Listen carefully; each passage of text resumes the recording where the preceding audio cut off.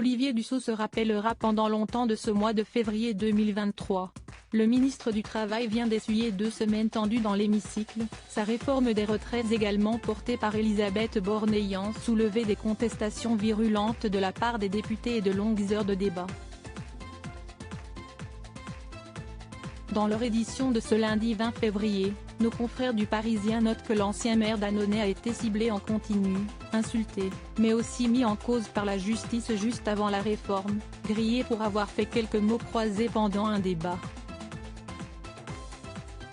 La première lecture du projet s'est terminée vendredi dernier, une véritable libération pour l'homme politique de 44 ans. Je retiens une chose, Dussopt, avec sa tête triste, on pourrait faire un filtre Snapchat, s'est moquée une députée d'Europe Écologie Les Verts auprès du quotidien. Le visage fatigué d'Olivier Dussopt n'est pas le seul signe de sa petite forme après cette période intense. Invité sur le plateau d'Apolline de Malherbe sur BFM TV le 17 février dernier, le ministre avait l'air affaibli, sa voix étant encore cassée par les débats, au cours desquels il s'est égosillé. Je n'ai pas beaucoup de voix, mais ça s'appelle une bronchite, une laryngite, quelque chose comme ça, avait-il expliqué. Vous somatisez un peu ? Avait interrogé la journaliste insinuant qu'il s'agissait plutôt d'une réaction de son corps au stress et à la fatigue psychique. Mais Olivier Dussopt avait assuré qu'il s'agissait bien d'un petit coup de froid. Êtes-vous sorti indemne de ces 2 semaines de débat ?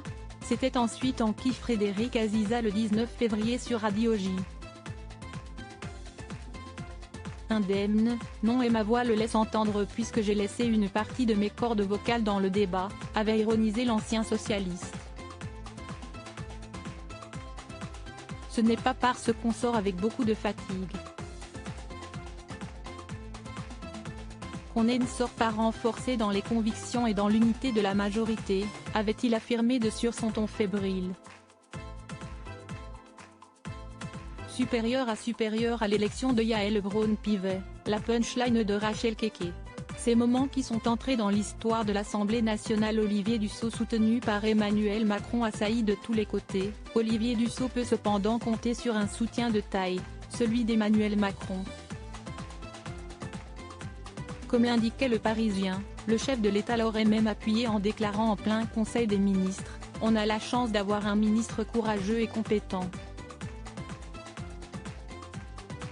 Soupçonné de favoritisme sur un marché public conclu à la fin des années 2000, le ministre a une fois de plus été défendu par le président le 8 février dernier, ce dernier déclarant son soutien total à Olivier Dussopt, présumé innocent, comme l'a rapporté en conférence de presse le porte-parole du gouvernement Olivier Véran.